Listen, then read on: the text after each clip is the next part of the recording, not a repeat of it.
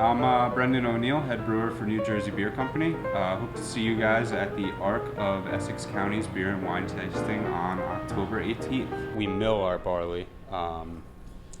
It then gets transferred up into our mash tun. We have a set of blades or rakes that mix the grain and the water at certain temperatures depending on our recipes.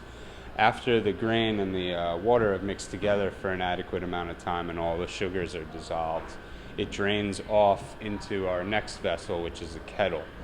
So the first beer here is the lightest of our lineup. It's New Jersey Beer Company 1787 Single Abbey. It's a light Belgian Abbey. It's basically a Pilsner made with an Abbey yeast, a very straightforward beer.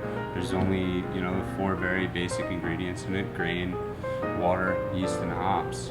So this next vessel to my left here is the kettle, and we actually have the benefit of not having to pump anything out because it's a simple gravity feed into there. The wort then, which is the substance that the grain and water create, is boiled and the hops are added at different increments depending on which beer we're making today. So we boil it for 90 minutes. We add hops throughout the last hour of that boil. The second beer in this lineup here is our Pale Ale. It's a Hudson Pale Ale.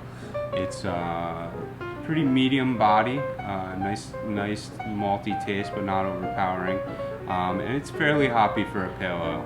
It's kind of borderline IPA range, about 60 IBUs. It's made with Columbus and Cascade hops. And this is where the beer spends the next basically 2 weeks of its life. The yeast eats through the sugar that we want it to in usually no more than 48 hours. And that creates the alcohol level and a little tiny bit of natural carbonation that we want. From day one to being able to serve and package the beer, it's roughly 2 weeks, probably a little more like 18 to 20 days, depending on how well fermentation went. And the last beer that we make all year round is our Garden State Stout. It's got a fair amount of complexity to it: roasted barley in it, oats, some chocolate malt, and at the end of the boil we actually throw in some chocolate and raisins. So it comes out nice and dark. It's around 7% alcohol. This final tank is our bright or packaging tank.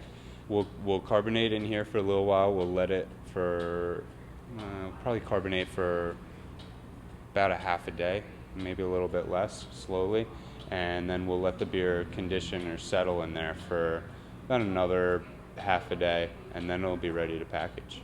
So if it's above 90, I'm drinking the Abbey. If it's below 90 and above 30, I'm drinking the Pale Ale.